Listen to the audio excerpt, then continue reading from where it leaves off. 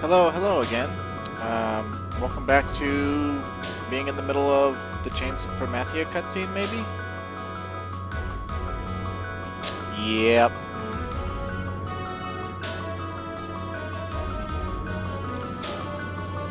Why do we have to wait out here? What do they think they are? We are door boys? It's like they don't trust us. Excuse me. Quiet, soldier. You were ordered to stand by, not whine like a child. Sir, yes, sir. Now this is the cutscene I remember. Why did the society call for our assistance? Oh, explosions.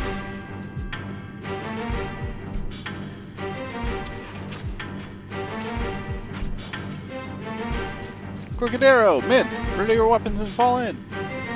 Captain, the door. Follow me and keep on guard.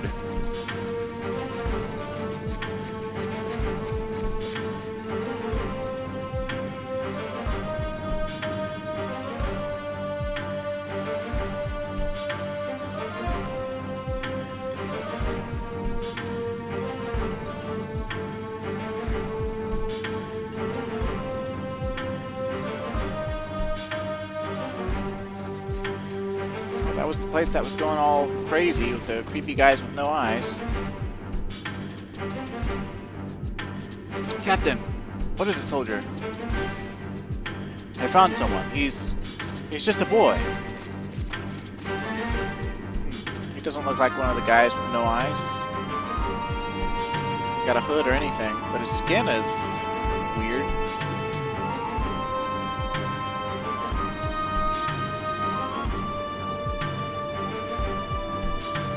Get me, Momber. Someone called the infirmary. So he's gonna take him to his doctor friend. Okay, well, that's interesting and all, but that's not why we're here. Let's see. We can get the survival guide so that we can teleport back here at leisure. I don't think I bought a map for this place. I did not. That's okay, though. We don't actually need a map. For this first floor, though, we might want to summon a couple of trusts, just so we can deal with any aggro quickly.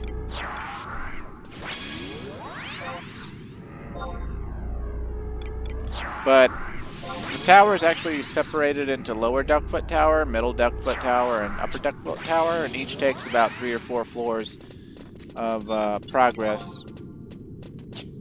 We're level 40, so everything in Lower Delkfutt's Tower shouldn't even bother with us.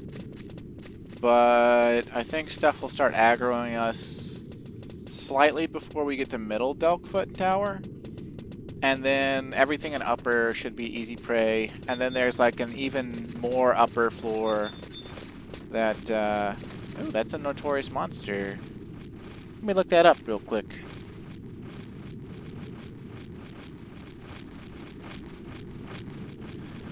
Tyrant. Job. Paladin. Level 41. Drops the aramid fiber.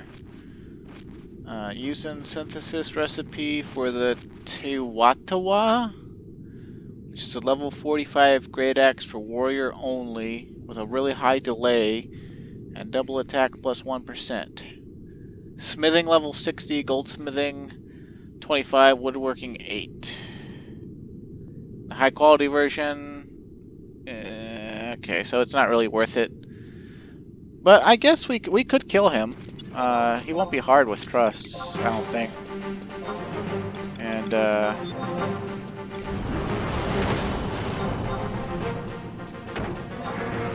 I could be wrong, but I don't think I will be. Looks like he attacks really fast. Also, this is an Arcana type monster, and they aggro magic.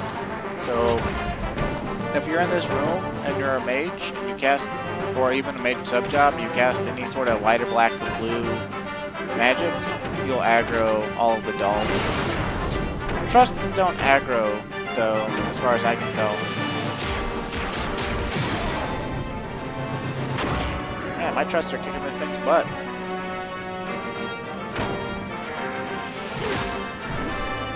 I'm just over here missing. No drop. Well, that's okay.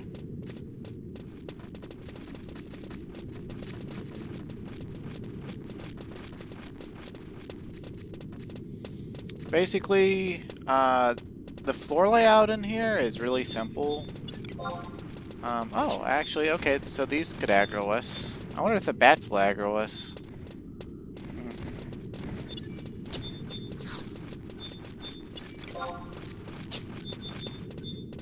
I don't know what that question mark's for.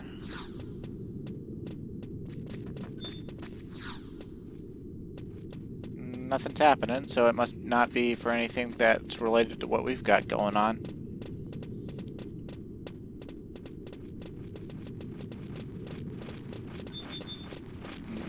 I don't think we can open this door. Yeah. I think that's the door that was involved in the cutscene that just finished up.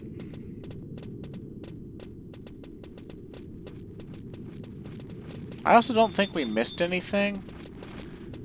I'm pretty sure the game started us right in the middle of where we got disconnected from the cutscene last time.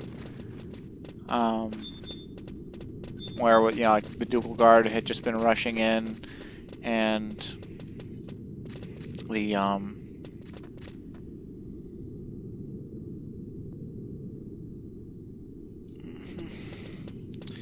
screen had gone black to do a transition, and that's when we disconnected because Comcast is fucking stupid and I hate them.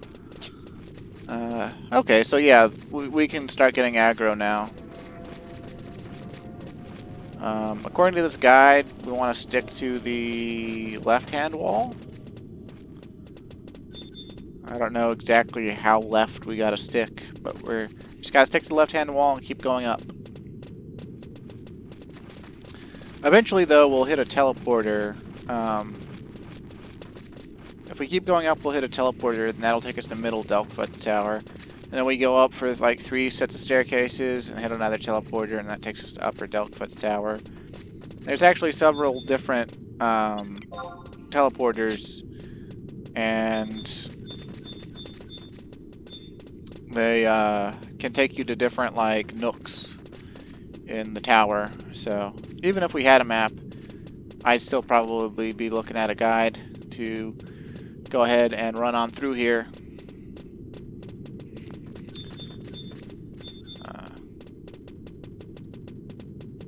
I'd say climb to the top of this tower is basically the equivalent of like walking across 1 or 2 overworld zones, or open world zones or something. Because it's a lot of movement. We don't have any anti-detection items or spells going on for us, so we're going to be fighting anything that gets in our way. But it's not that bad, right? Like, the staircases are fairly obvious, and the teleporters will be obvious too.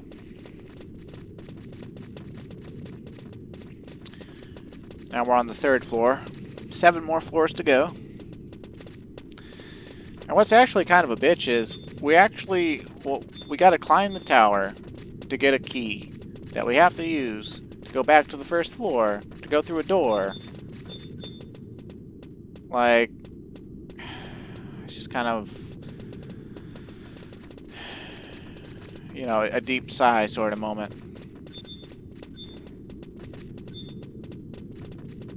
Giant gatekeeper, huh? Still easy prey. We're still only level 40, right? Yeah, we're almost level 41, but...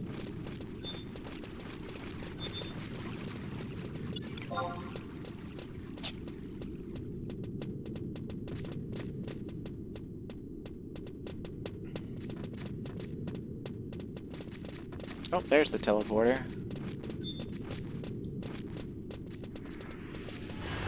Hopefully the graphical, like, thing that happens on teleporters doesn't happen on any of these. Like, I had an abrupt cut on, you know, like the 8th or 9th recording or whatever it was, where, like, I was walking into Heaven's Tower or whatever, and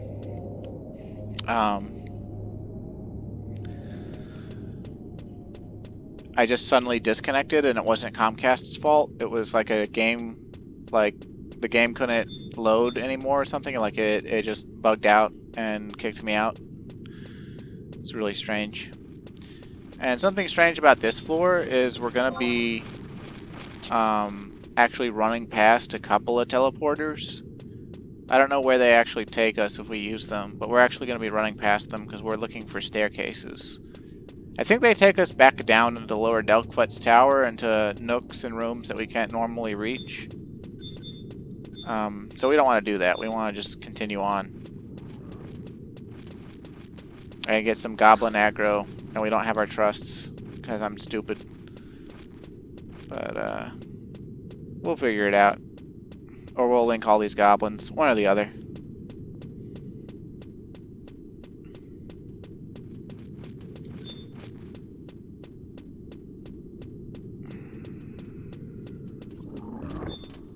Okay, I'll fight you stupid goblins. Jesus.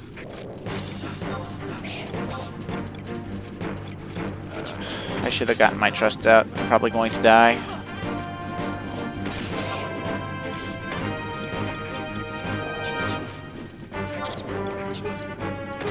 There's a lot of goblins. Maybe, wait, maybe I can just like run for it and maybe I'll make it. Like to like a teleporter or something. And then I can use the teleporter and like despawn them.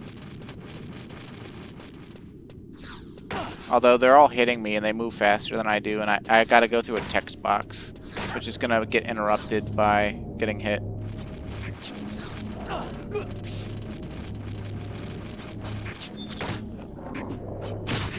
Yeah, I'm screwed. That's what I've always kind of hated about this game, is like, the game just screws you over. Oh, wow. Fuck me. And down we go. And we lose the XP. And we gotta warp back into the tower from one of the books.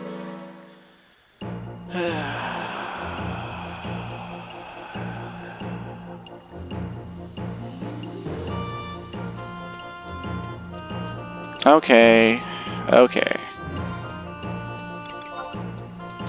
So with White Mage sub, we've got Sneak, right? That means we'd have Invisible. So let's take off our stupid... No, let's take off our stupid Cassie earring and get 50 MP back. And then we can go here. Go 2 scrolls. White magic. Wait, how much does slow cost? 20,000. I'm not paying 20,000 for slow. Where is invisible?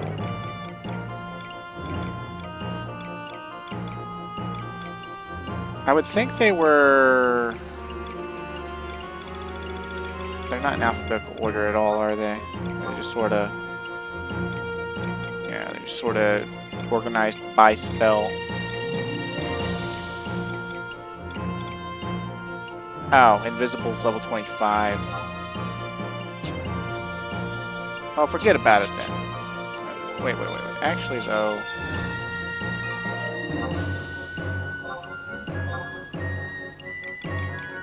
There's a spell that's really good, and I want to see if it's still expensive. Yep, okay. That's still expensive. Makes sense. Okay. So, the closest one of those books that we can get to is... I think in northern Gustaberg? I think.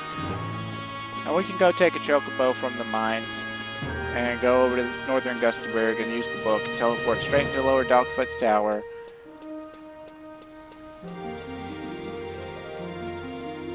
And sigh deeply because Comcast has already wasted enough of our time, and now I'm wasting our time, and I'm not even inebriated anymore. Please shoot me. I've actually never been shot though, so please don't.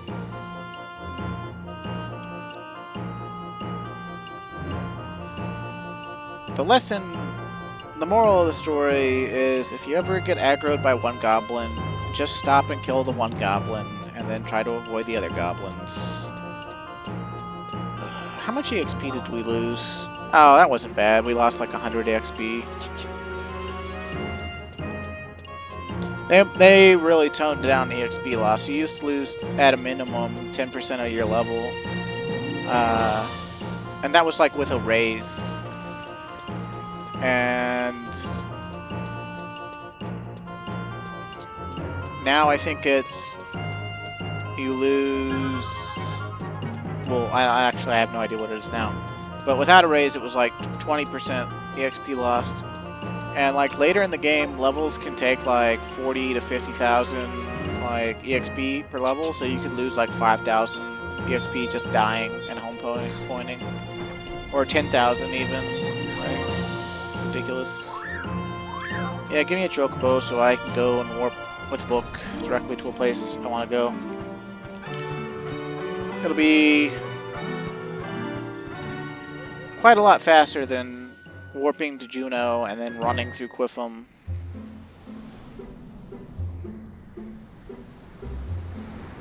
Plus it gives us an excuse to get on a chocobo again.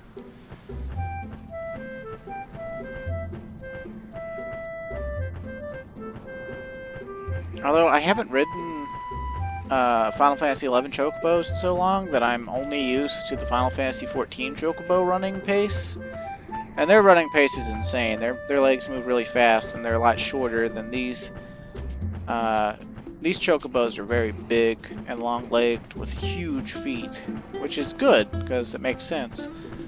14s have huge feet, but they're a lot stouter and shorter, in my opinion, relative to the player.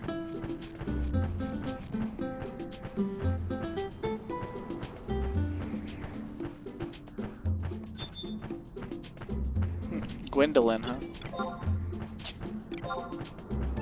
Level 7 Black Mage. More Bastalkers, I love it. I love it.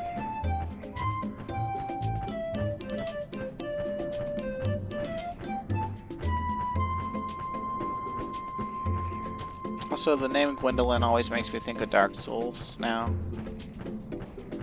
I don't think I've ever actually met a real person named Gwendolyn. And I don't think I know of any other fiction where there's a character named Gwendolyn.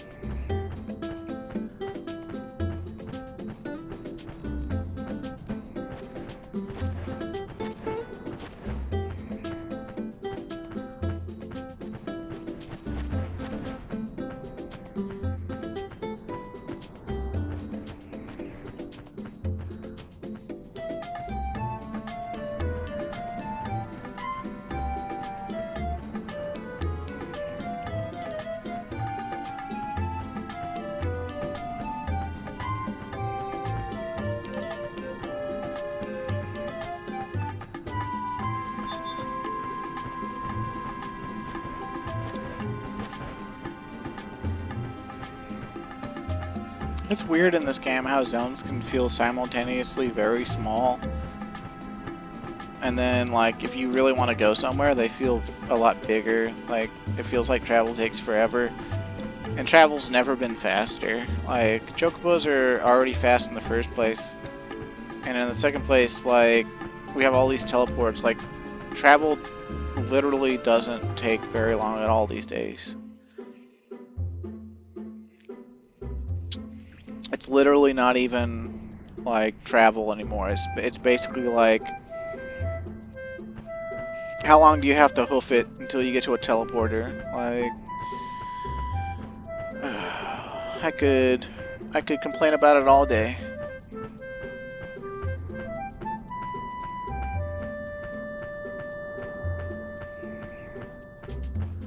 But I do like how, even though, like, I was being careless, more or less, Like, the world is still dangerous, relatively. Like, if you aren't prepared, the world is still dangerous. That was like the biggest appeal to me about this game, was that you had to care about your actions. Like, because there's no server transfers or movements or anything, and everything was like social, you had to be a good person, like, to other people, at least until the end game. Every end game person in this game is a complete dick to everyone else. Like, the end game changes everything. At least in the old days. I don't know about now. But even within the end game, like, you wouldn't be a dick to your fellow guild members. Or you theoretically, you wouldn't be.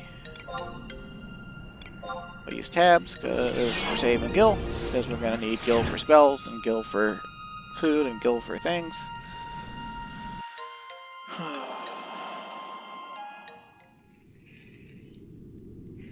Alright, and we're back. And we just gotta look. Let's see, we want to go east. And we're gonna get our trust out in case we get aggro, because I'm not dealing with dying again.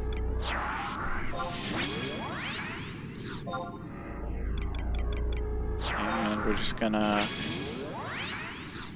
deal.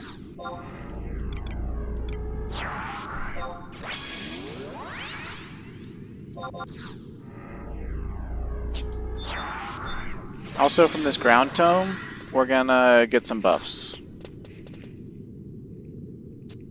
We're gonna grab Reed Raise level 3, which will basically make our EXP loss if we die nothing, and also we won't have to home point if we die.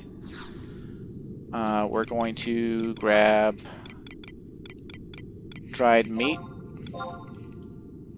so that if we get into a fight, we have an attack bonus and a strength bonus. We're going to grab refresh, so that our white mage sub MP comes back, so we can heal ourselves without our trust, if our trust should die or should I forget them again. We're going to grab regen, just to make ourselves a little sturdier. Even a little bit of regen can sometimes save you from dying.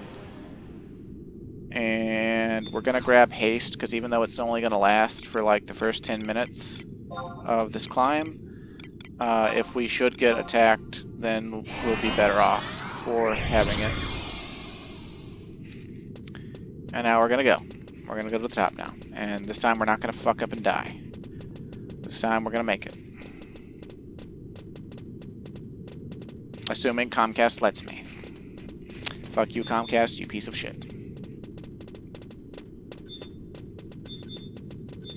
I started looking up on my phone, like, I was like, okay, how do I get in touch with these fuckers? Because, like, I need to contact them and get this to stop. And I am totally ready to do it right now. And they didn't have a number to call. It just said, chat with a thing. And my phone is really old and shitty, so I was like, I'm not going to try to chat with a fucking guy in India right now on my shitty phone. So, like, in the near future here, I'm going to, I don't know, get their customer support chat or their number, and I'm gonna freaking give them hell about resetting my modem every night between 3 and 6 multiple times. It used to only happen like once every 2 weeks, and I know I've complained about this before. I've complained about it in my other Let's Plays. I complained about it in my other videos. I've complained about it between my videos. I've complained about it in my video descriptions. It used to be like once every 2 weeks, and it seemed like a maintenance thing. Then it started happening once a week. Then it started happening every night.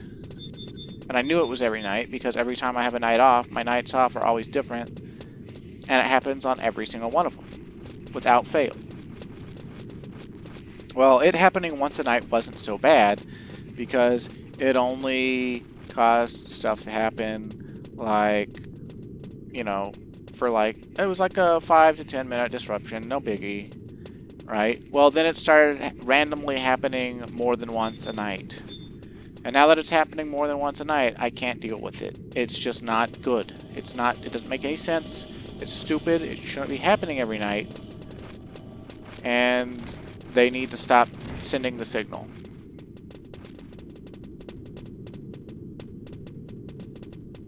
I know it's not mandatory either, because I work at a hotel, and my hotel's internet is like, its network is managed through something called like, I think it was originally called EthoStream, then they got bought out by some Albright or something like that. And I'm pretty sure Albright gets their internet through Comcast, because we've had issues where the internet went down completely and Albright said, it's not us, it's Comcast. And other than issues where, like, you know, it's a network outage, they never reset the internet at the hotel. Like, so it's not necessary at all to do. So, like, they just got to be doing it to do it. Like, it drives me insane. That's a hole in that room. If you jump down the hole, it should land you in the room where Tyrant spawned. At least if I remember right.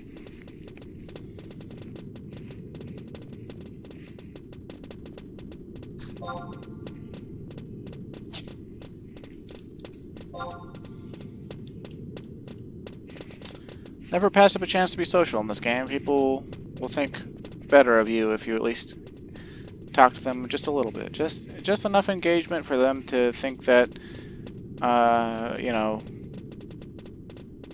you're friendly, right? Because there's no reason to be unfriendly. Even if you're not, like, all cuddles and sunshine.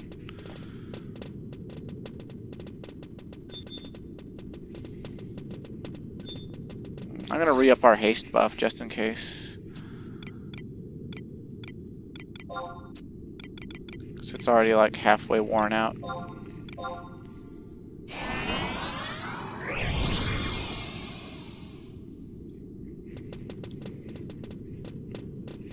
I really think they should just go ahead and make that haste buff last an hour, like the regen and the refresh. I know that would probably be considered stupid and busted, but once mage jobs have haste, they get access to haste every time they have MP for it, which is pretty much always. So I don't see why they can't give it, like, since it costs field tabs or whatever, and those are considered as valuable as gil, why they can't allow us to have it as well. Because, I mean, mage jobs would still get to have it from the book if they wanted it, right? Like, I don't know, maybe that would be too powerful because you could take an hour-long haste buff elsewhere because of how the game works.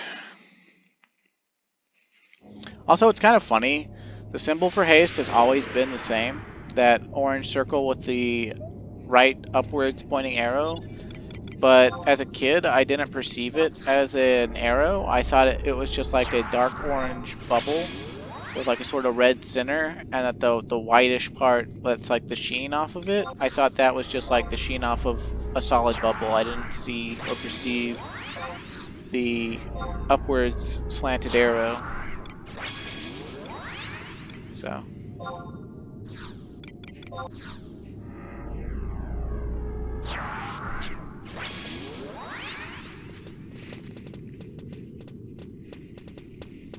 let's see, we're on the 4th floor again. This is where we died, right? So I ran past those stupid goblins, they aggroed me, and I decided, no, I don't need to stop and fight. I can whip diagonal.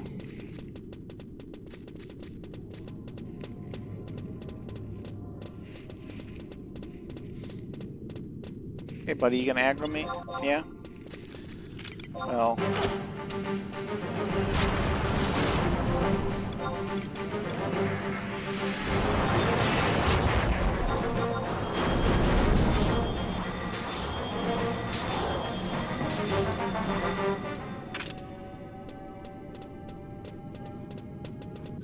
see, these goblins aren't actually strong at all. They're aggressive, and I linked too many of them last time.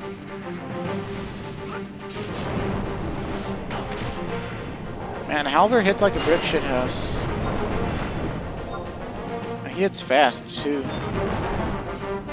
That's part of the reason he's getting TP so fast. I would like to know the other reason.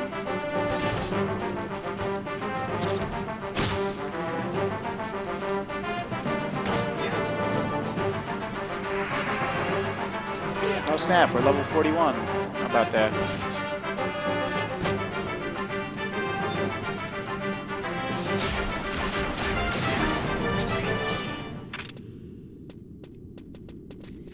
Okay, I believe we keep going this way. We got a second teleporter we gotta go by. I think this is the hallway we died on last time. Yeah, it is. Right, because these goblins, like we ran past them, and then I tried to run past the teleporter, or whatever.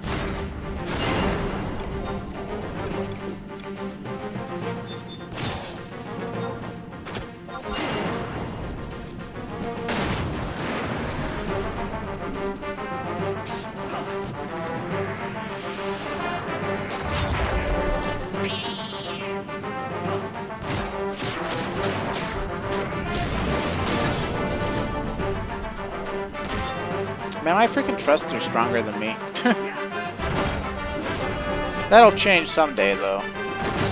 We'll eventually be superior to our trusts by, like, far and away. At least for the most part. There's some trusts that still stay pretty ridiculous. Like, even when you get to max level and stuff. This is where Prism Powder would really come in handy. Or the spell Invisible. But we need the skill ups anyway. We need the EXP anyway. And I want revenge.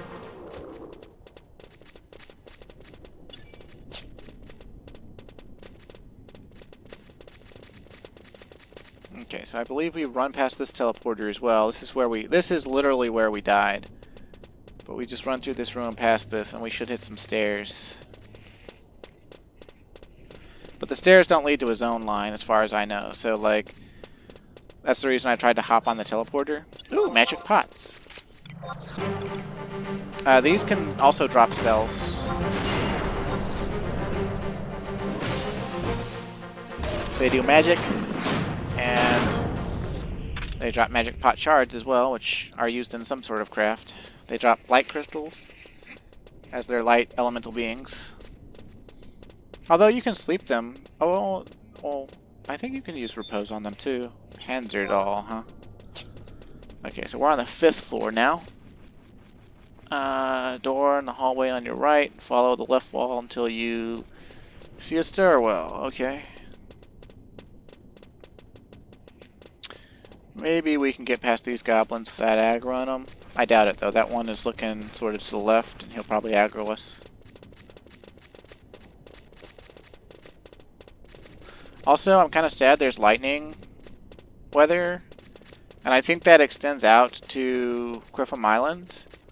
So if we went outside right now, we'd get the 4th color for the Carbuncle Ruby. But if we go outside, we'll, you know, we'd have to like warp out at this point. And by the time we did, we'd probably, the weather would probably change.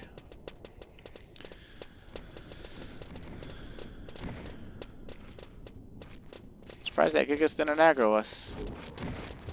But this one did.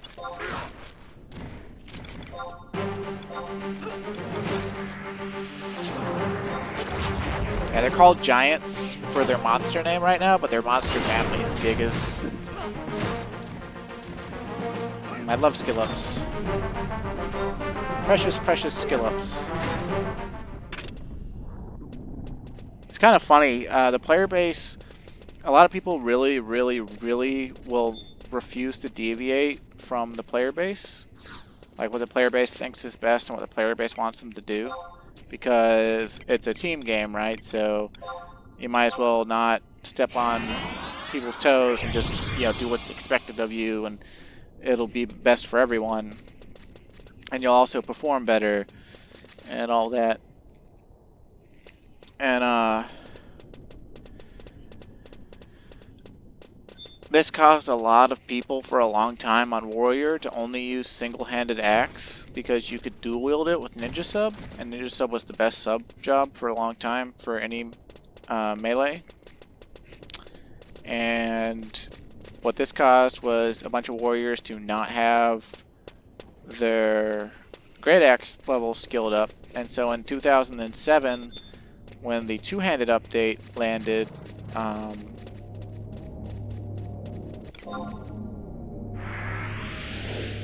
that meant that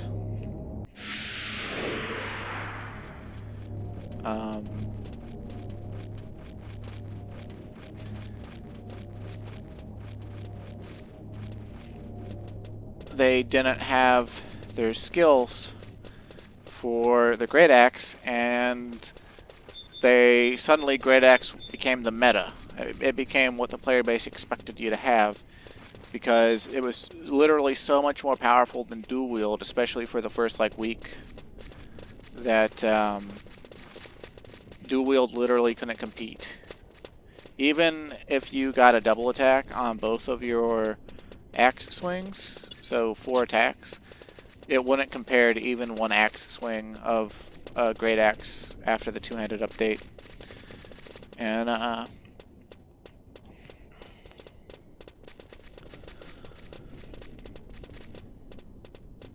so this depressed a lot of people. A lot of people quit Warrior entirely, and other people just said, fuck my life, and started going and skilling up their Great Axe. And it was kind of funny because I refused to kowtow to anyone when I leveled through the game. And I technically, actually I guess literally, inconvenienced a lot of EXP parties by skilling up my Great Axe while I was EXPing, as well as my sword, and occasionally my dagger, all on Warrior, but only when I had good daggers. Most daggers suck. And literally only usually had enough time between levels to cap sword, Great Axe, and axe, and I usually didn't risk dagger. But if I knew the party didn't give a fuck, I would bring my daggers out. But so this let me, even though it made my leveling process slow, because sometimes whenever I pulled out my Great Axe, the party leader would like tell me, "Hey, put your Great Axe away, or I'm kicking you out of the party." And I'd be like, "Kick me out of the party, then. I mean, like, it's not gonna do that much less damage than my axe is." And I'd get kicked out of parties a lot for it. But I got kicked out of parties a lot anyway, because I always had to stop and take like a 15-minute break to walk my dogs in the evening. And so like I'd get in a party at like after dinner at like 6:30, and then an hour later, like, you know, we'd been EXPing for like 30 minutes due to travel time to the camp, and I'd be like, "Hey, I'm sorry, I really gotta AFK and walk my dogs real quick." And I think this is the right way. I think we go down to go up. I could be wrong. But ooh, a thunder elemental. Huh. We could probably kill that because of our trust, but it'd take a while.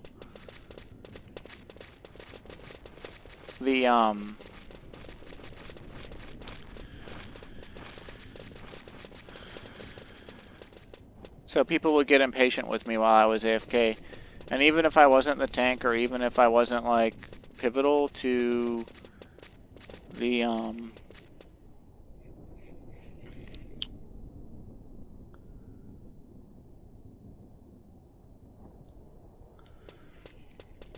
the party, like if I was just extra damage or whatever, they still considered me to be slowing down the party too much, and they'd kick me out. Some parties would kick me out and just like kick me out of the party while I was AFK so that I wouldn't get any EXP, so I couldn't leech. But they would re-invite me when I got back.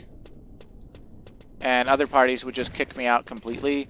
Like the healer in the party would have like Black Mage sub-job or whatever and cast Warp 2 on me. Oh, wait, is Warp 2 that low? It's been a long time. Either way, I'd get kicked out of parties and sometimes forcibly removed from them and sent back to my, like, town. And even a time or two, people actually killed me. They just, like, pulled monsters that did AoEs and then didn't bother healing me because I was AFK. I think we finally made it. I think we're finally at the top. We'll have to resummon our trusts. Whew.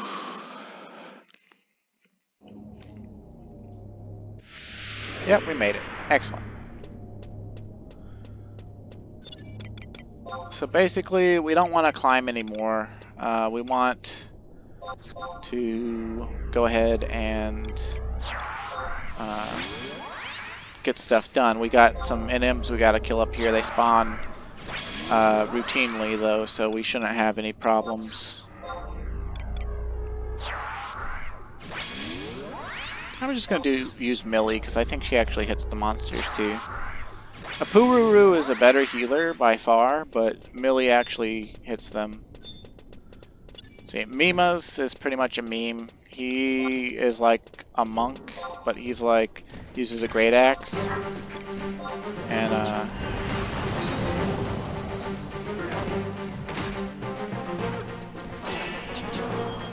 but he's really easy to kill. Like, he's not that much stronger than any of the other Gigases on the floor. You should see him use 100 Fists here soon. Or maybe not. Maybe I trust to just kill him before he gets a chance to. Oh, there he goes. One of the earliest examples of a monster that can use a 2-hour ability.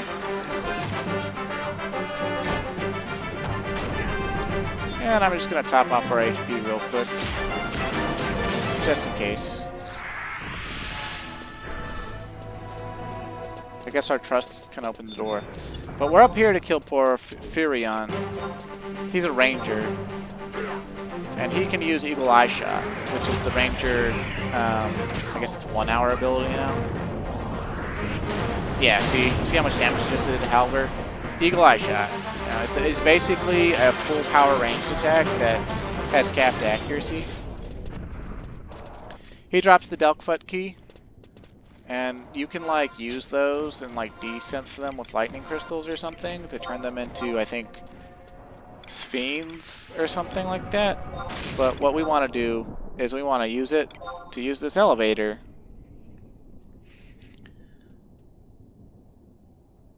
There's a lot of other stuff you can do at Upper Delkfutt's Tower, and there's even level 70 to 80. Well, not 70. They're like level. Maybe they're more like level 73 or 72 or something. Yeah, that turned our Delkfutt key into a key item, I think. But now we're running back down a staircase. And excuse me for burping.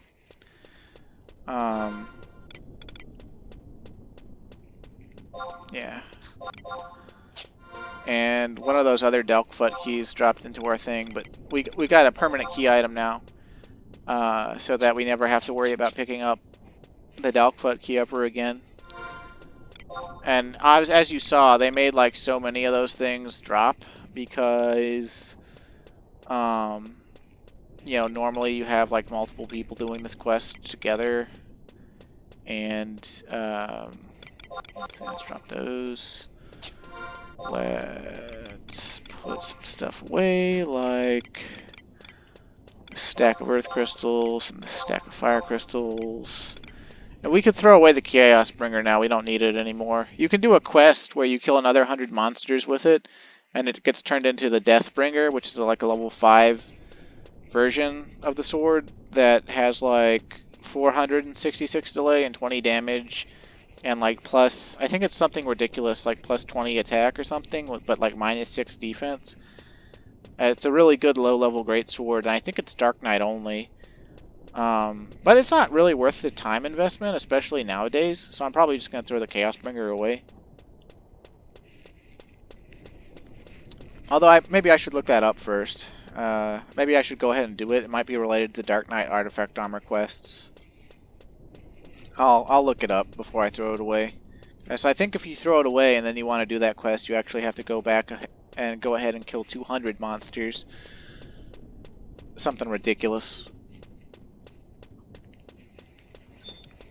And either way, it's not that bad. Yeah.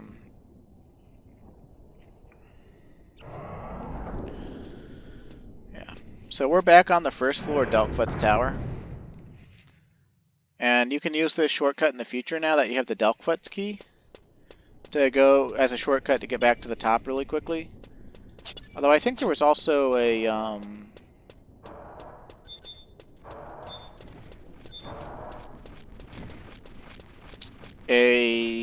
book up there we could have possibly gotten. Let's see, those elementals will aggro us if we cast Sneak. Magic aggro is enormously large, so... Let's grab some people, because we'll probably have to fight these ghosts.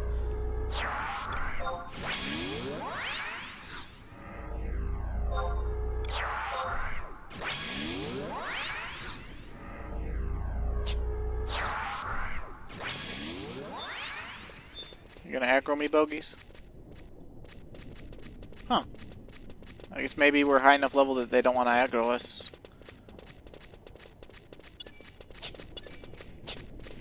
Now, I don't remember exactly how this part of the quest goes. I just know that normally you need to keep the Delkfutt key.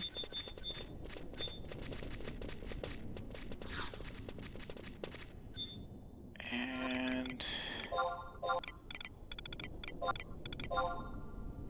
okay, so that door doesn't do anything for us. I think each nation has their own separate door down here that looks like that. That says Sermit door on it or whatever.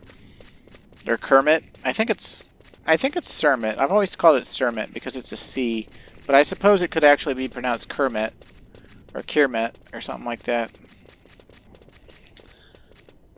I've never looked it up to see if it's an actual word. I always assumed Final Fantasy 11 made it up.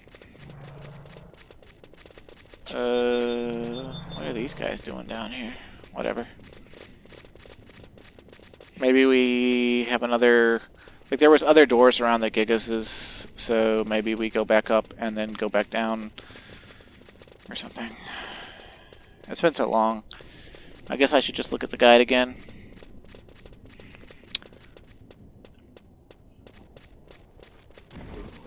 Door at L9. Oh, come on, dude. I don't want to deal with you. Although I do appreciate the Great Axe skill ups.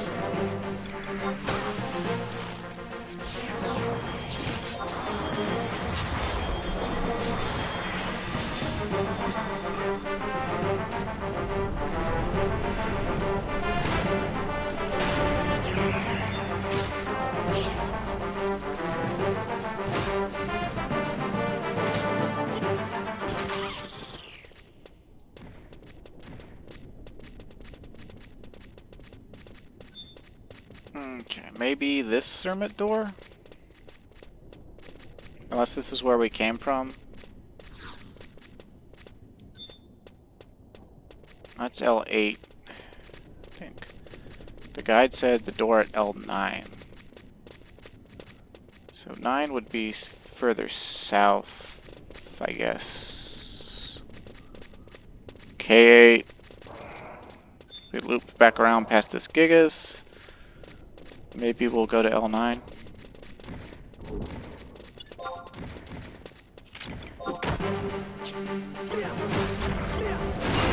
I love double attack.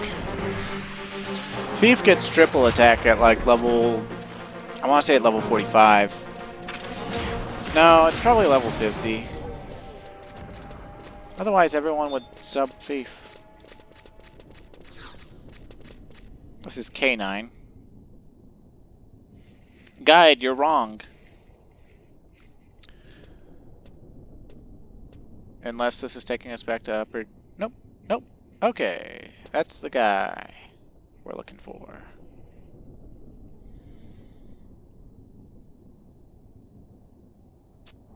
Altair, huh?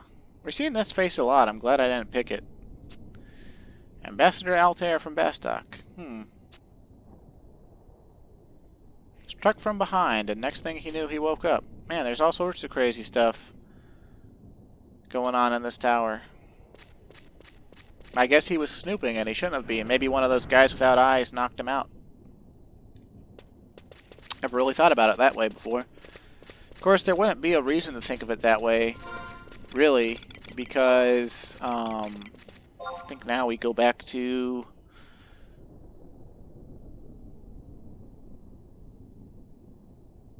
Okay, we gotta zone back into Quiffam Island first, supposedly, so...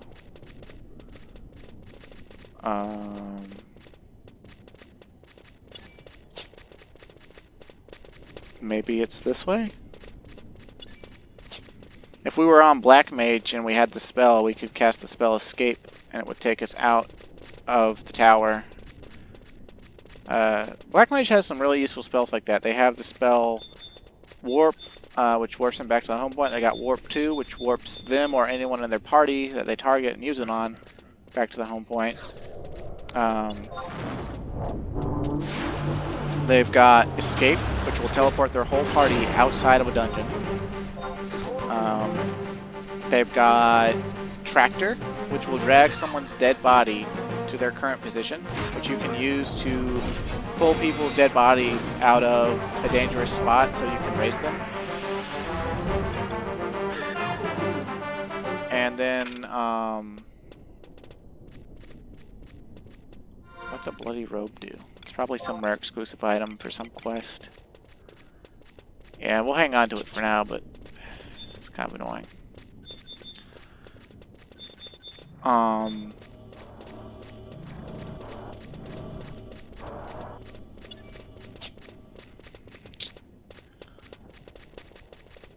Come on, brain.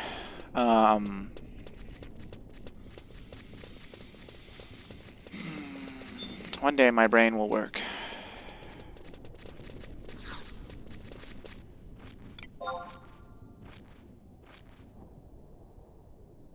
Oh wait, this is the door I was talking about before, wasn't it?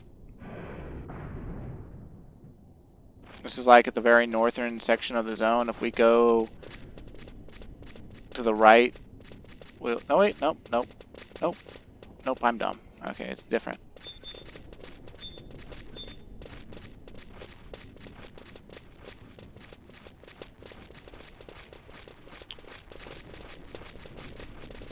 Alright, these are staircases going back up. Do we go up that staircase, or should we just... I think we should just run by it.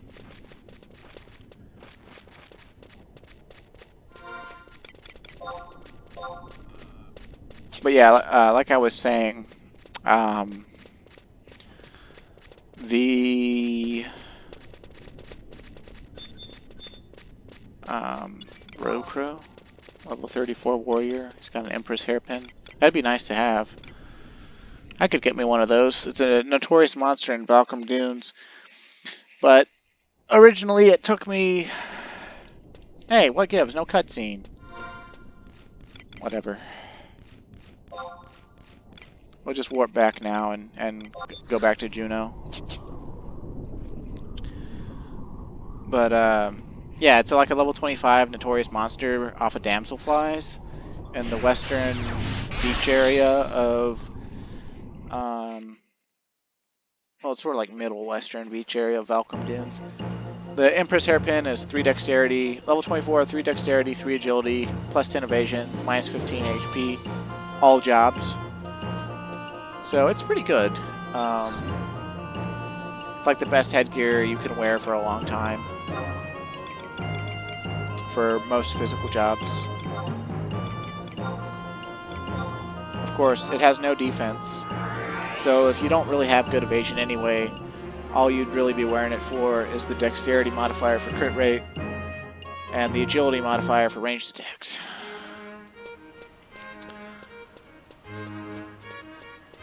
But it's also just another example of why you don't need to pick a race just for dexterity, aka cat girls.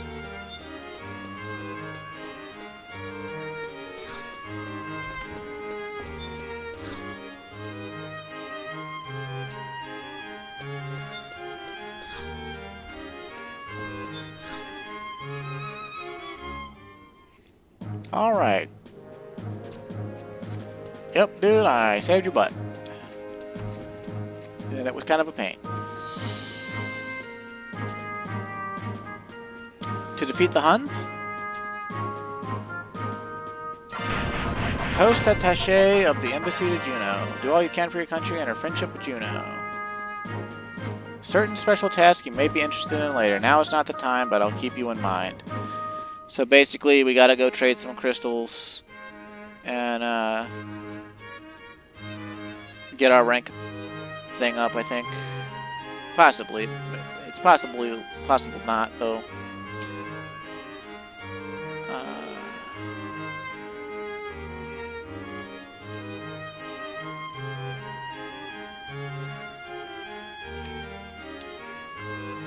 Yeah, so we're gonna have to go trade crystals to like an Iron Musketeer or something. Not that hard to do. Oh, hey, they gave us 5,000 gil for that mission. And we're rank 4 now, too. Yay! Rank 4. Oh, and we actually got a little bit of rank points just for ranking up. That's how important the missions are now, I guess.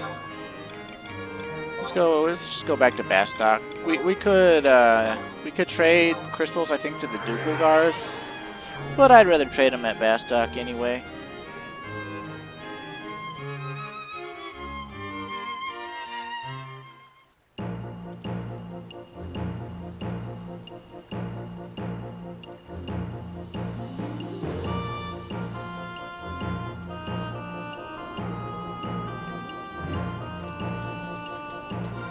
And we've got plenty of crystals, I'm pretty sure. Yep. Okay. So let's trade them these ice crystals, these thirst crystals, these lightning crystals, these water crystals, and this light crystal. And boom. Our rank points are full. He's proud of us. Yay, us. And so now, to the Forsaken Mines. Maybe we gotta go talk to the ambassador to get this one. Also, that's a weird looking staff that guy has. Kind of flamboyant. It really clashes with his starter gear that I have no idea why he's wearing it. But, whatever.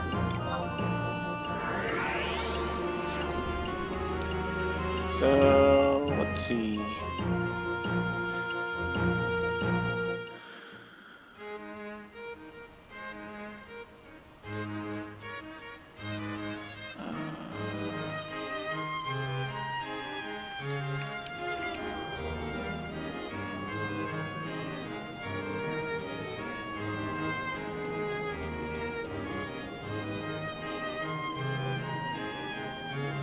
So apparently we've got some prerequisite quests.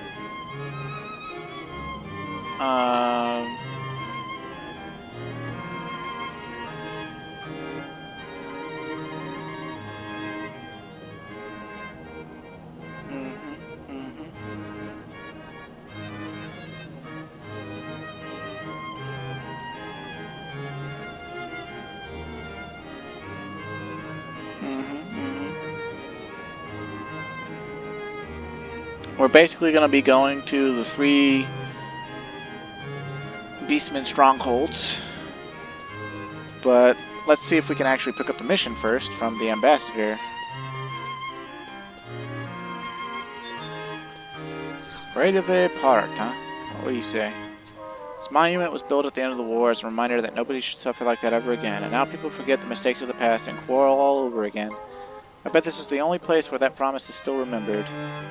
I want somebody to take this map I got in the north and stave off impending disaster, but you don't look ready for such a task. Okay, I don't know what that's about, but okay. Apparently he's got a quest for us later, maybe. I don't know. Get to the briefing pronto, you say? Okay.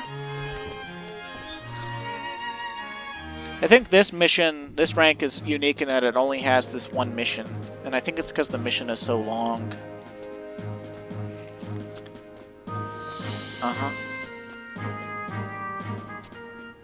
Okay. Okay. Yeah, sure, I'll go to the Archduke's Palace, why not? Archducal Audience Permit. Okay. Sure, I'm level 41, I think I'm ready for shit. Possibly.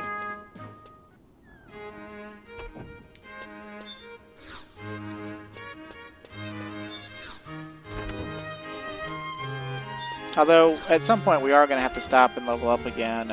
At that point I'm probably going to spend a few days not recording Though I've got kind of a backup of recording going right now anyway. I'm recording faster than I can upload.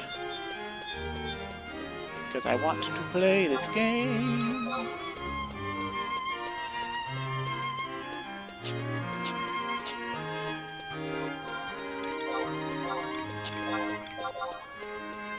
So the Archducal audience permit is permanent, huh?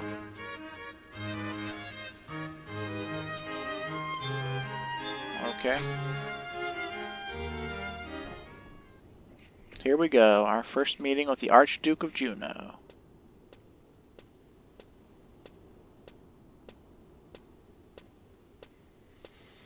What'd they say his name was before? Camelot? Camelot? Oh, there's those weird guys without faces again. The new attaché, huh? Huh. There's some weird facial scarring and also some fancy hairdo you got going there. Nation's help, huh? Ile de Narque? Or Ile de Narche?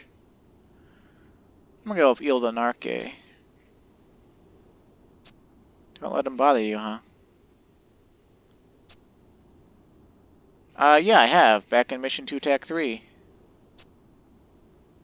Huh. Mysterious stones called Magicite, huh? Seize the Magicite, huh? I will issue an airship pass upon receipt of the 3 Magicite.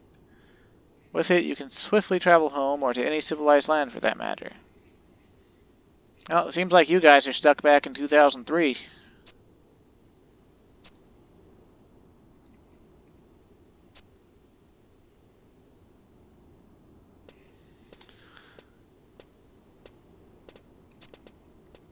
Malgofar? What the fuck kind of name is that? By order of His Grace, we decided to seek the assistance of the Tenchoto, the organization run by that Aldo fellow. Oh, we kind of know him, right? We bumped into him in Rhapsodies. This secret dispatch outlines our wishes. Would you be so kind as to deliver it to him? He's a man of many talents. It would be wise to seek his acquaintance. Good luck. Okay, you weirdo.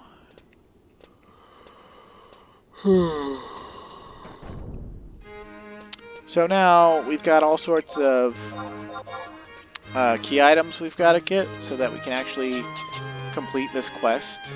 So it involves several other quests. They're relatively simple and we can actually solve most of them by buying items off of the auction house.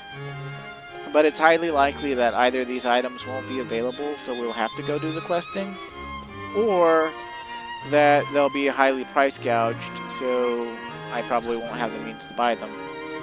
But we'll see. So, wait, she's glowing like blue, so what does that mean? Okay, so a blue glow around somebody means a fully upgraded mythic. Mildly interesting. Let's see. So we want to go to ingredients. And at least I think it's under ingredients. We want to sort. And then we want a chunk of coral meat. Oh, that's not too bad. This is an item we need for one of the prerequisite quests. Hey, come on, let me bid, please. You can obviously also go kill corals in the Saramuk champagne. And then let's see.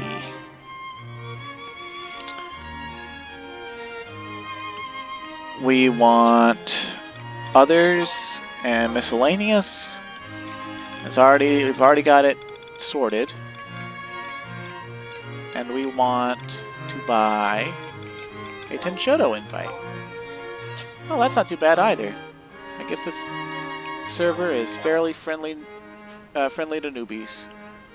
You can also do a quest to get this real quick, but I'd rather just get it the quick way.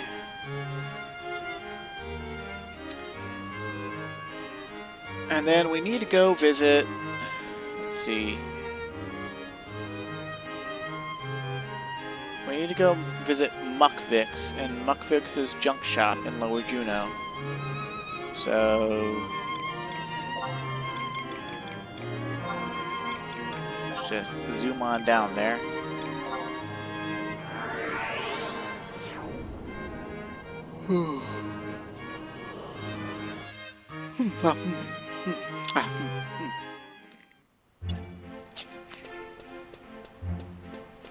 And that's pretty much the Gobby shop from before, I'm pretty sure.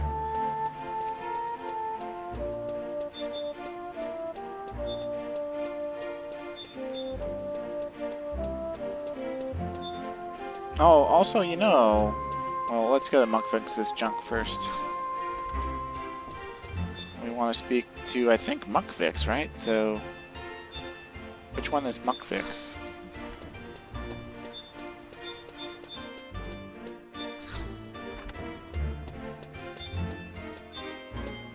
Muckfix! Hello, Muckfix. Oh, apparently we don't have enough Juno fame, probably, or maybe we need to go to the Tenshoto first.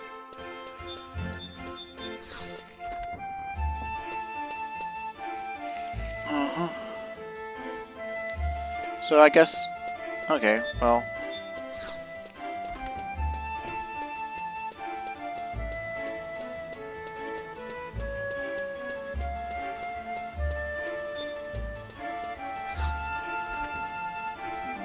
No, we don't want to go in there. We want, I'm pretty sure it's in Lower Juneau. That is where we want to go to talk to the guy.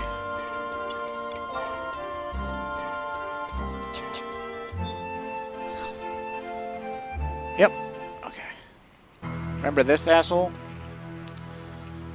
The kid's run down with an awful fever, huh? Doc said an herb from Quiffin would bring the fever down, but I have to stay here and watch him. Could you go find some for me? Okay. Yeah, I'll go. Sure, why not? Only blooms at night. And see, it's nighttime right now, so it's kind of dirty, but I'm going to teleport to port again. Port Juneau, that is. So that we can run down to Quiffin. Now we should just be able to run through Quiffin and get to the thing before day breaks. But I think we've only got like 9 minutes to do that. Because I think that nighttime technically lasts till 6 AM, but I think it technically ends for a lot of like quest triggers by 4 AM. It's been a long time, so we'll see what happens. This is for the quest that's a prerequisite to unlocking Beastmaster, by the way.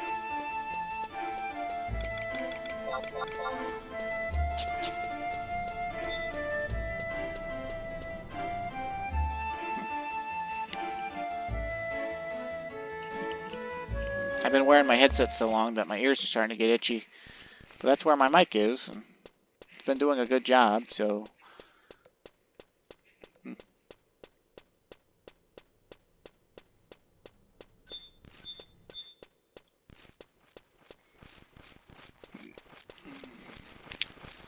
We won't always be bogged down by movement speed issues. We'll be getting some gear later in the game that'll let us move faster. And there's an item you can get in one of the expansions called like the Sprinter Shoes, which you use them as an item, and then they let you... They don't double your movement speed, but they give you like plus 25% movement speed or something, which is pretty damn good. And you can take them off after you use the effect, so they're pretty nice. Of course, the effect wears off if you take aggro, so it's not foolproof, but it also stacks on top of other movement speed gear. So those will be good, possibly, when we get there. We've got quite a ways to go. There's so much more leveling I could be doing. It would probably actually behoove me to just go ahead and level and level and level, but well, I feel like I'm missing out on stuff, and like part of why I want to do this Let's Play the way I want to do it where I like sort of level in a controlled manner, is to give you as a viewer, and also myself, a sense of scale for how strong the enemies are relative to player strength. Trusts sort of throw that out the window, but they don't throw it out the window enough to make it pointless, right? Like, there's going to be times that I can't use them, either from just not being able to use them in certain fights, or like optionally I'll just choose not to use them because I want the fight to be a challenge or something.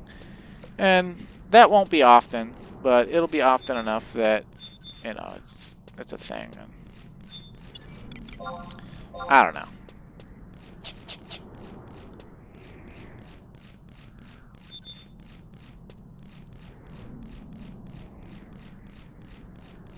But it does not look like it's nighttime out here, but it's totally nighttime out here.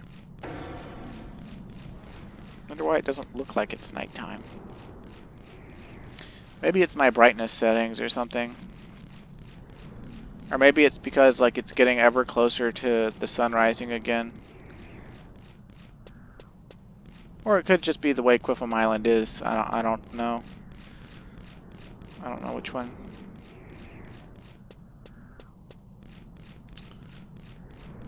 But, it took me a couple of trips here to realize that this is like snow on Quiffum Island. Like, we're far enough north in the game that the game says that like this is like a snowy place.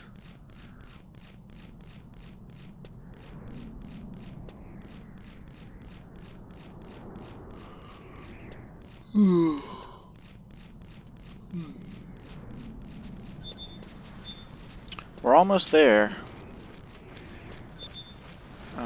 Just in case we take aggro from like undead stuff, I'm gonna, or any of the stuff on the way there, I'm gonna go ahead and bust my trust out.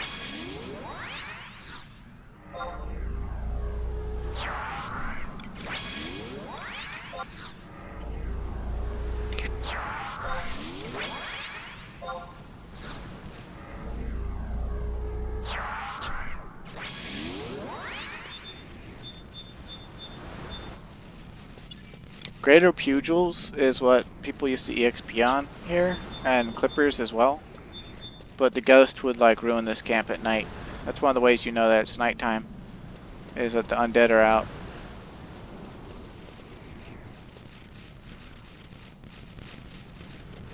And where this special herb is right down here. But there's a Kraken, which, because we're level 41, is only a decent challenge. Huh, that Goblin Bounty Hunter actually aggroed us. That's amazing. I'll take the pair skill ups. Thank you, Goblin Bounty Hunter.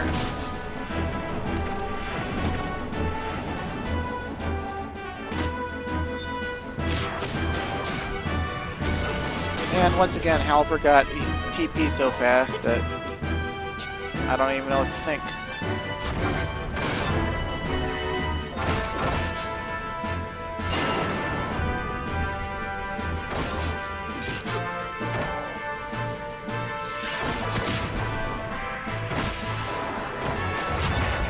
Anyway, this glowing patch of night flowers is what we need. Oh hey, you made it anyway.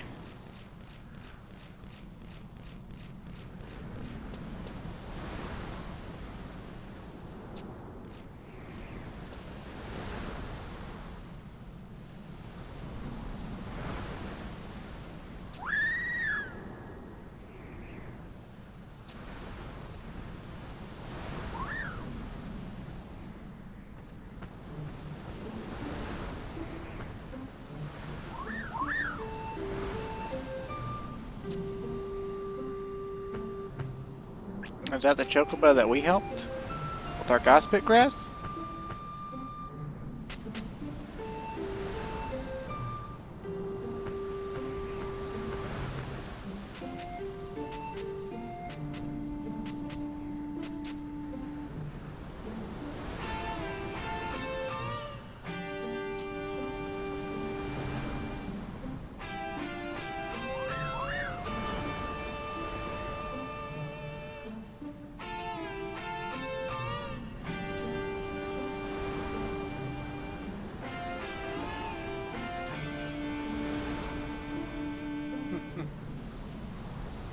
Aw. Yeah, if you come here during the day, the flowers aren't glowing. You can't trigger that cutscene. And it'll be shorter to just warp back, then warp to Juno and talk to his door again. And he should give us a necklace accessory called, like, I think it's like Beast Whistle or something. I think it gives Charisma +3 or something and like HP +5. It's been a long time.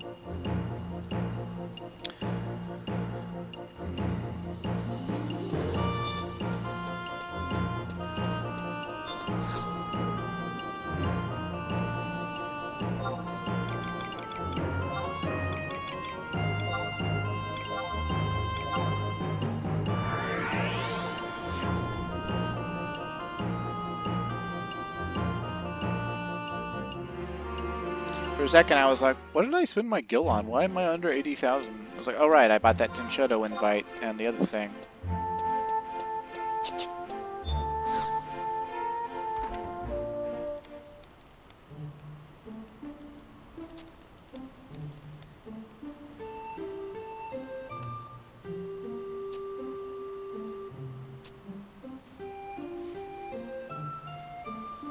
Who names their kid Domengart?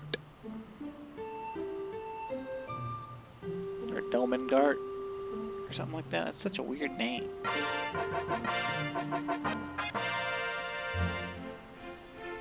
Beast Whistle and some gil. And let's see if I was right about the stats on that. Okay, Vitality +2, Charisma +2, Beastmaster only. Hint, hint, hint, hint, hint.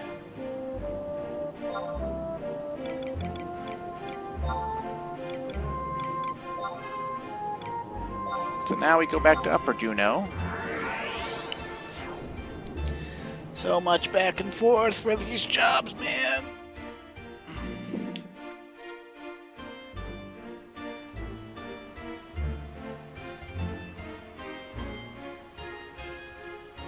Are we getting a cutscene upon... Oh, yeah, Chains of Promathia again.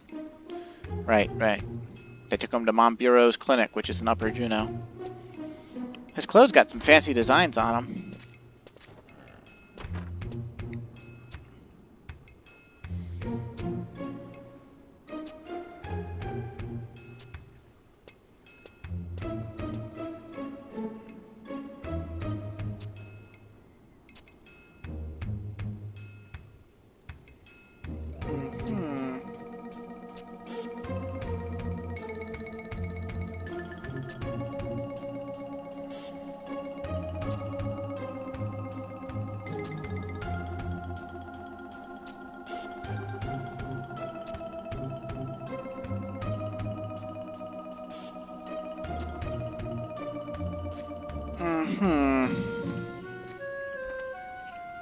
Yeah, Wolfgang is all about getting shit done.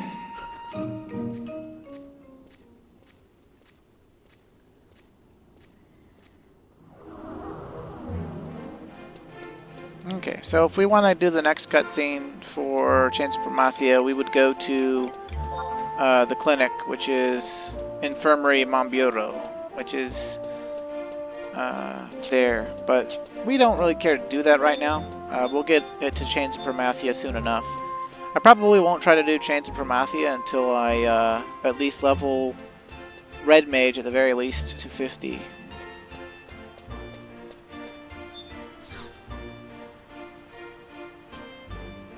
Okay, I don't care about that right now because that's for like chocobo breeding. And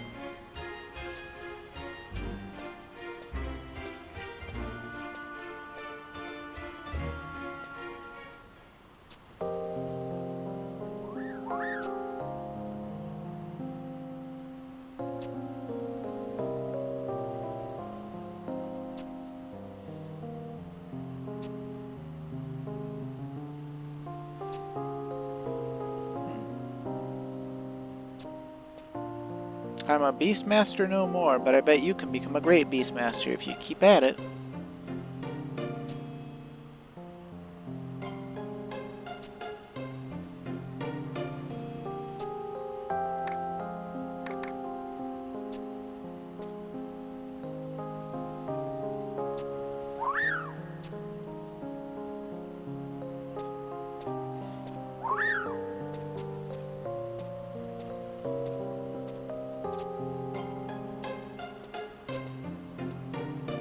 okay.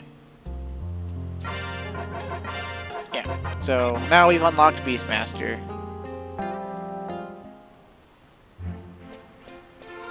Easy peasy.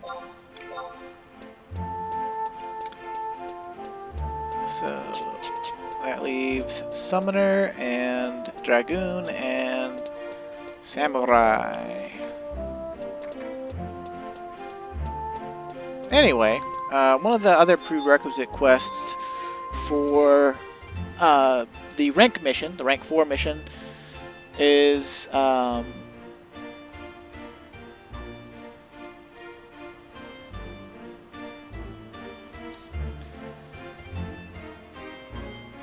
we got to, where is it?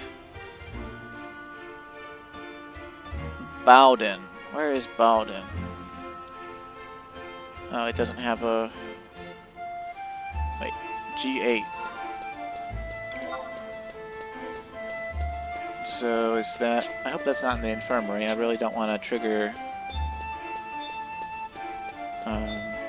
things.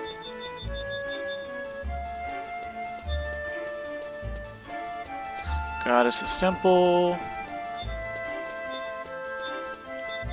Shipwrights, Polly, blah blah blah. Marshall, blah blah blah. None of these are Bowden. Is it? Oh, we're in G9 now, right? So it's at G8.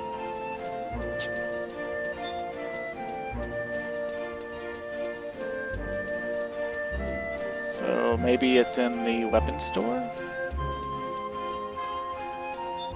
Like maybe he's in the weapons store up against the wall or something? Nope, nope, nope. Okay. Oh, maybe he's in that house.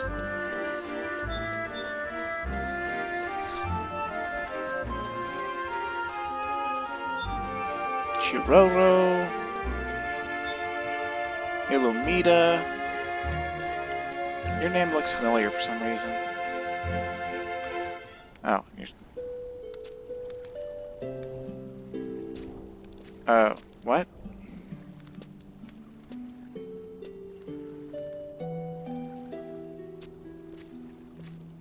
I don't remember this being a trigger for anything.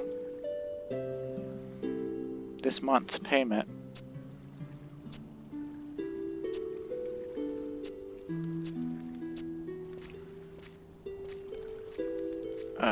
Okay.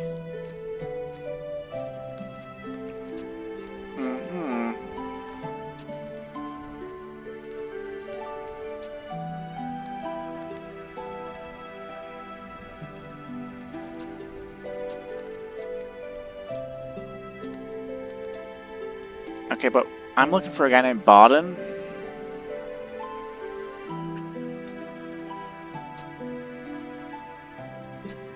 Right out of candles, huh? So you need me to get you a candle?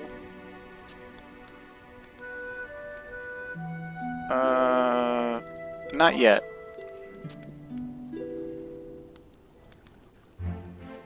I don't know what that leads to, but it's probably just a quest, but Bowden. Oh, it's this little douchebag, okay.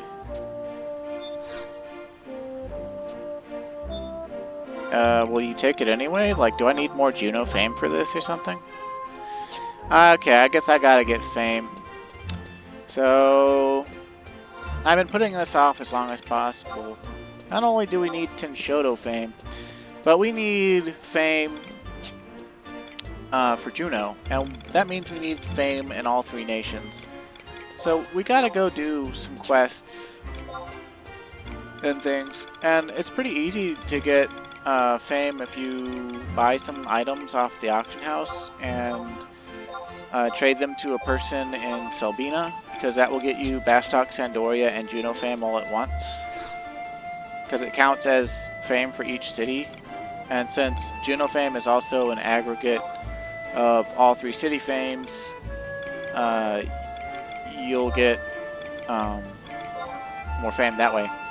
But I've been saving up Batwings, because there's at least one repeatable quest in Sandoria that I want to do.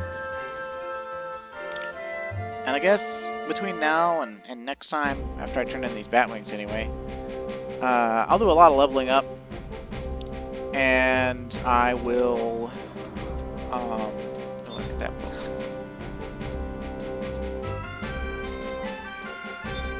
Huh, there must be one like that in every city, but, huh. Okay, I think we want to talk to, there's a guy, Sekandian, yeah.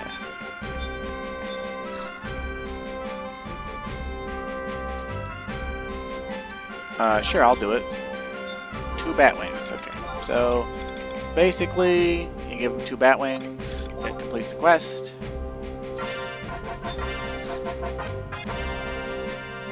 And then, I don't think you have to talk to him every time, I think you can just keep giving him the Batwings.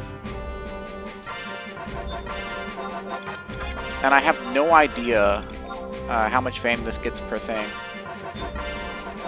But we basically need to do quests now that give us a bunch of fame, because we need at least fame level 3 or 4 or something like that in Juno. And we honestly need like fame 5 in every city anyway, because someday we're going to want to fight the celestial avatars. So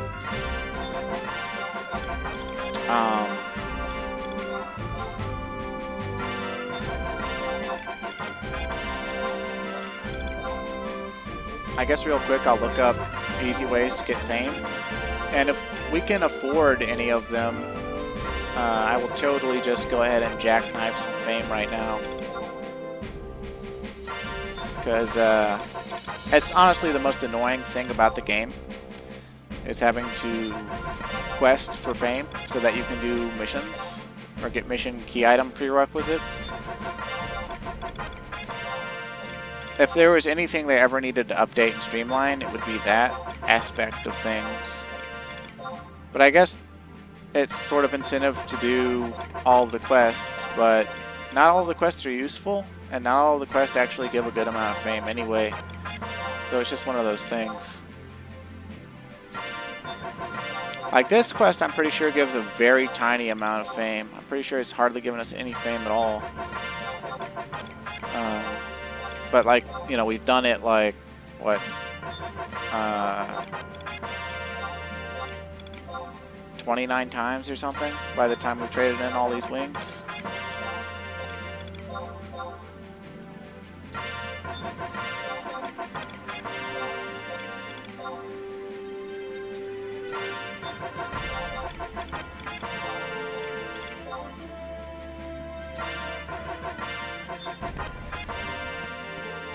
Okay, so I don't know what the Sandorian fame checker is.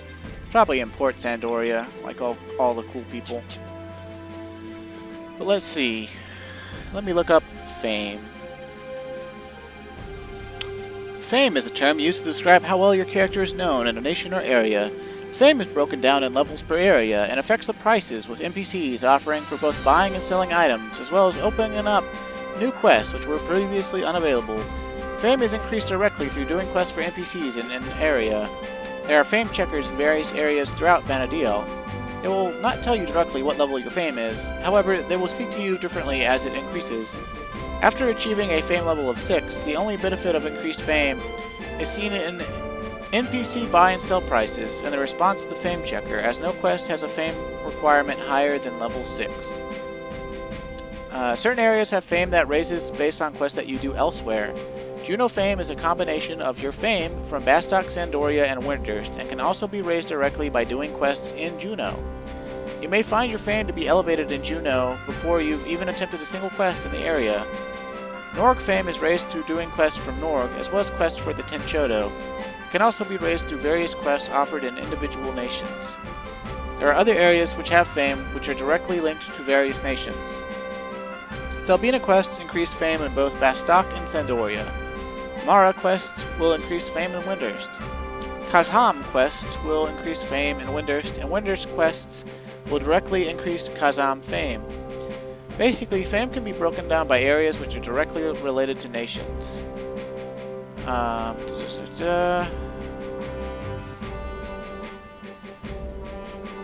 Okay, there are numerous quests for increasing fame, many of which can be repeated for rapid increases in fame. Most notably is Norg Fame for Yutsusimi Ichi, where people will repeat simple trade quests in both Bastok and Windurst.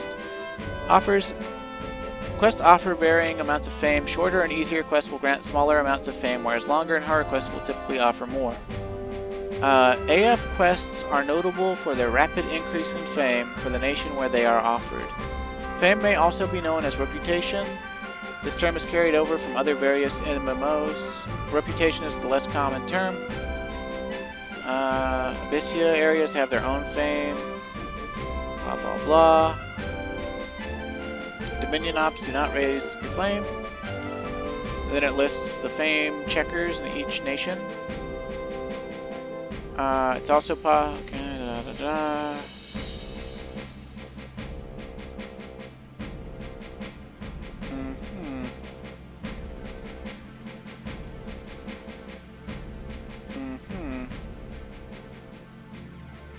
Quickest claims to fame.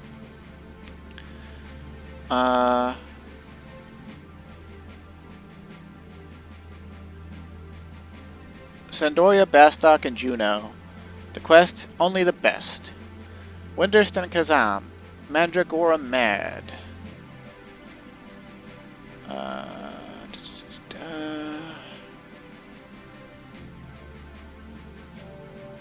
Okay.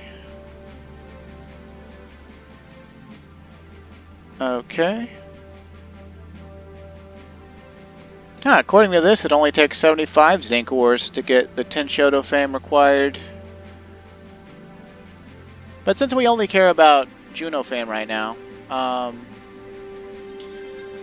basically we either need Boyotamos, Lethane cabbage, or Million corn, which we can buy on the auction house.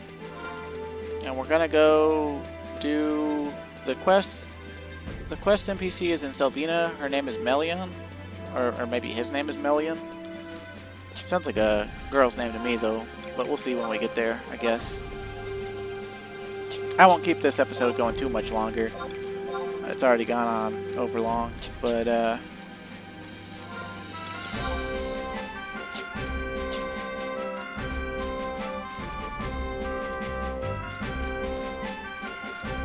just need to go to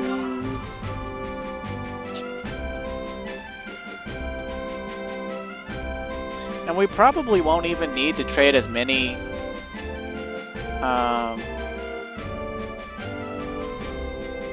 stacks of this for Genofame anyway, as it says, because we traded so many wings. We've done quests in Bastok, we've done quests in Sandoria and whatnot. But we might as well, because it's going to get us fame in 3 places at once, and that's always good. And let's see, I think it's under food ingredients. At least for, let's see, if we do Million corn, apparently we need 75 stacks of Million corn. Wait, no, that's 75 stacks of Lethane cabbage for maximum fame. 24 stacks of Million corn. I have no idea how much Million corn. Oh, there's no Million corn on the auction house, so that method's out. What about Lethane cabbage? There's 2 stacks. So we could buy them both, I guess. Or at least one. Why are there so many stacks of landcrab meat? How much are those going for? 2k? Okay. Man, you get more than 2k just by NPCing them. Where do I look for Boyotamos at on the auction house? I know that's materials alchemy, okay. It comes off of Gooboo's in the wild. It's probably rather expensive. Yeah, I figured it would be. We'll go ahead and buy 1 stack of it. Just because we need the fame increase, really. And then we'll go ahead and teleport over to Selbina and find this Melion person. Because we don't need maximum fame, we just need like fame rank 3 or something. We just need enough fame for these prerequisite quest NPCs to, you know, give up the ghost and let us do things for them. I hate spending so much money, but, you know, we can make it back whenever we go back to leveling and start earning sparks and gil and EXP through Records of Eminence, and also from the stuff we either earn to put on the auction house or earn and sell. Melian is at I-9. We're at I-8. Oh shit, there's fire weather, Let's run outside real quick for Carbuncle's Ruby. Because that ought to be, I think, like red light or something for the Ruby. Should get it. Because Selbina shares its weather with the surrounding area, unlike other cities. Hell yeah, 4 out of 7.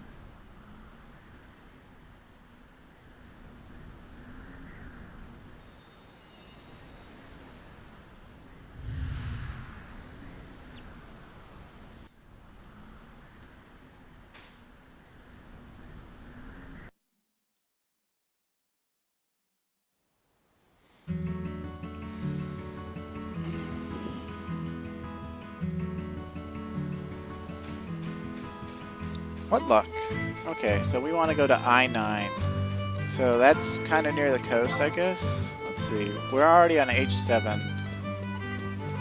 Okay, so they're probably like on top of the Fisherman's Guild or something, or near the Fisherman's Guild.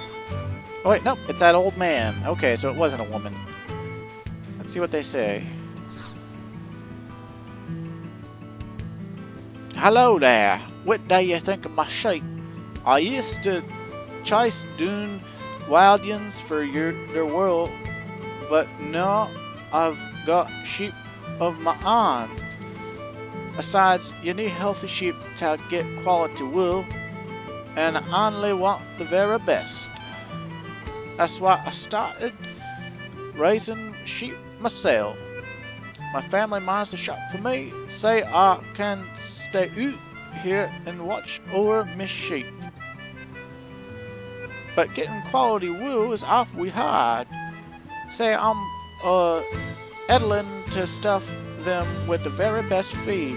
That's why I need your help, laddie. Would you mind fetching me some of my from a sheep? Sure. 5 looking thing cabbages, 3 ears of million cord, or could use just 1 clump of boyatamas. Okay. So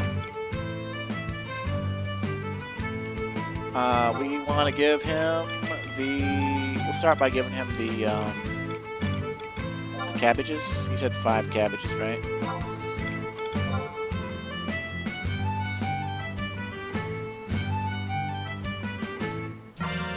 Okay, so we're gonna give him 5 more cabbages.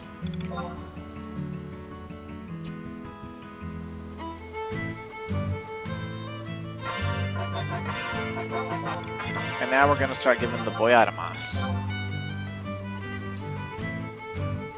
And I don't know if this will actually get us up far enough, but we'll find out. And there's other quests we can do.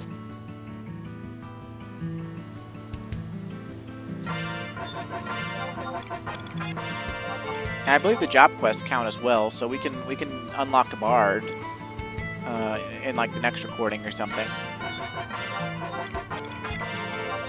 Kind of making some of our money back here too. We're gonna make 7,200 gil off the stack of boyatamas. So I guess the stack of boyatamas, even though it costs 30k, if you use it for this quest, you actually get a return on investment right away.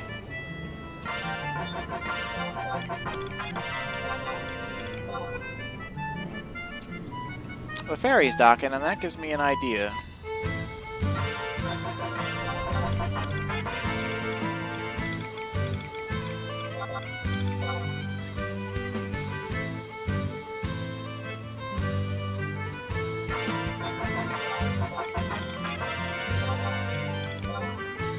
Man, this is...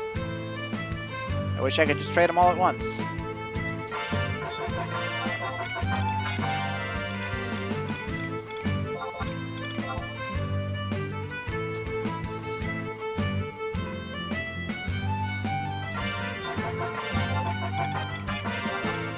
I vaguely remember doing this for another character.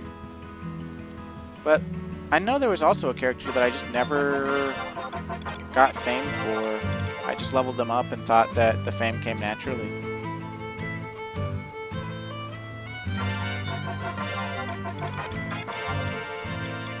Okay, last moss.